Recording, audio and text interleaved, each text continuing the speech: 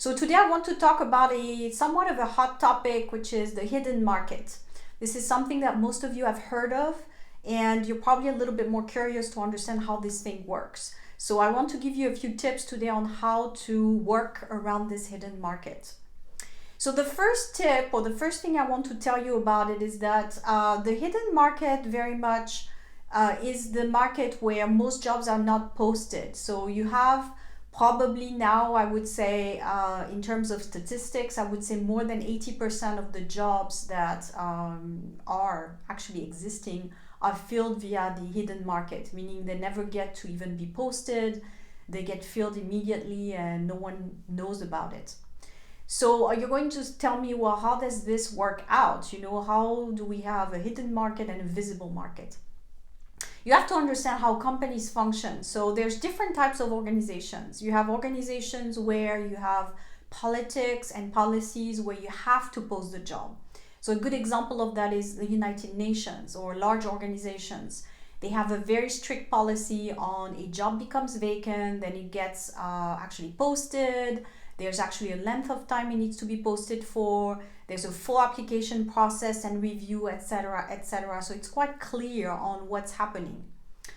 The second thing is that you have then the whole, I would say, smaller, medium-sized type of organizations where there's no need or no strict policy on how to recruit.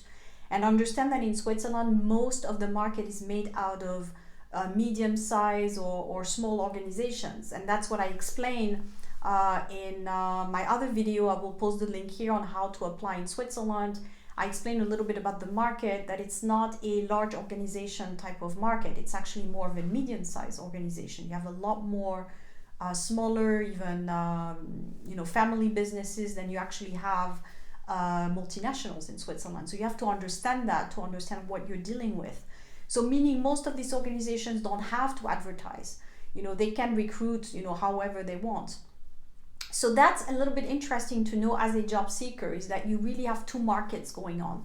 You have the open market, which is really basically the multinationals and the United Nations and so forth, where you will see the job postings because they have to post it and they have to go through a process. So I would say in a way it's a little bit more fair in terms of application process, where everyone gets a chance to apply, but then you're dealing with maximum applications.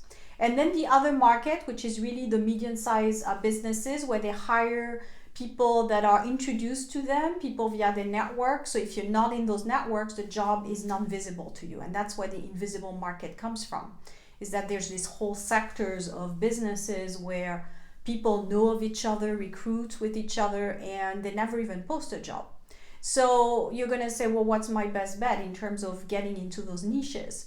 Well, that's why I say going to events is the best way, because if you're only limiting yourself to what you see online, probably this whole market will stay invisible to you and you're always competing for the multinational type of jobs or United Nations, etc. But you never see all these pockets of positions that would be quite interesting but are not posted.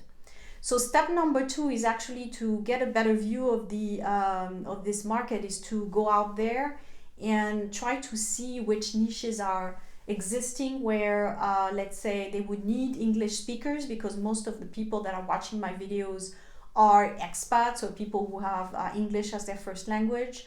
So you want to understand which of those smaller organizations you would have the better bet in making the time to go to their events. So I will also post my blog where I say where to network. Again, I could not insist more. Schools tend to be a good place. You also have pockets of innovation like the EPFL. You have Mass Challenge in Lausanne. All these events will drive international, intellectual, quite open type of spirits where you can actually get into those pockets, whether it's finance. Now there's a lot about technology as well. That's a growing field where you can meet people there. That would be a good network for you. So I would say don't waste your time so much on the small pockets where it's not really international, and it's going to be people that have been here for a long time that get selected and that have their network for many years. But try to find the pockets of innovation. This is where you would have more expats, more internationally minded people, more driven people. So I would say that's where you would find the type of potential opportunities for yourself. Step number 3 is try to use social media as a leverage. So when you meet individuals, I think unfortunately people don't leverage when they go to events. You know, they meet someone, maybe they add them on LinkedIn and that's it.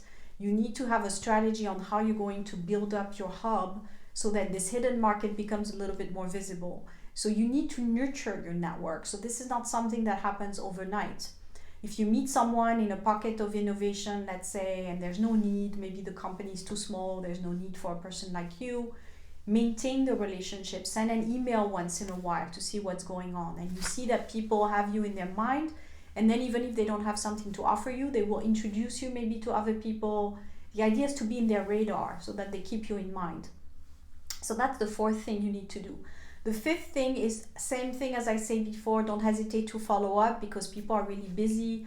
So I do this when I talk about strategy in terms of job search. When you have your agenda, find a pocket of time where you actually follow up and remind people that you're there, that you're interested in following up with the relationship and you want to be someone that they reach out to if they need to. So really make yourself visible, basically. This is how you will stay in people's minds. Even if they can't do much in terms of business at that stage, they will keep you in mind. So I hope this was helpful. Feel free to comment as well. Share this video if you know people that are struggling with tapping into the hidden market. And let me know what you want to hear about as well in terms of topics. Thanks.